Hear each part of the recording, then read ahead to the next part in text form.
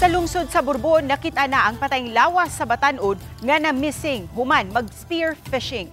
Kagahapon sa buntag, migikan ang 20 anyos agi rajud sa barangay Poblasyon aron mag-inusarang mamana og isda. Nahibong na lang ang iyang pamilya nga wa kini muuli maong midangop sila sa MDRRMO. Pagkahapon gilusad nila kauban sa Coast Guard ang search and rescue operations apan nahunong kini pagkagabii. Karong buntag, subling girisyum kini kaabag ang disaster personnel ug mga divers gikan sa silingang LGUs. Nakaduha ka dive, una nakita ang lawas. Lima na barang 31 metros ang giladmon ug gituhuang nahutdan kini og hangin.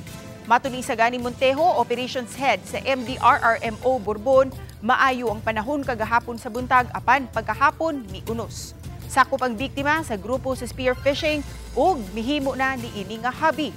Awhag usab sa disaster team kung nga aduna gayoy angay kauban sa paglangoy ugaling magka-emerhensya. Namin sila biya-biya niya. Naman sila ito ng ilang tuhugan dito sa isla sa nasuha nila. So, paglian niya.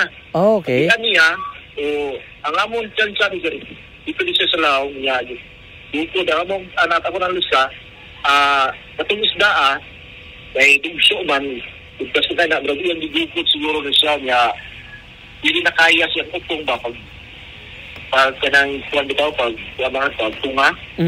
Pag laom na dito ayo ba ang yang naganitan niya. Basta medyo sa gulo niya na kaya pa ba niya nga pagka kuwan sa pagkatunga pa ba?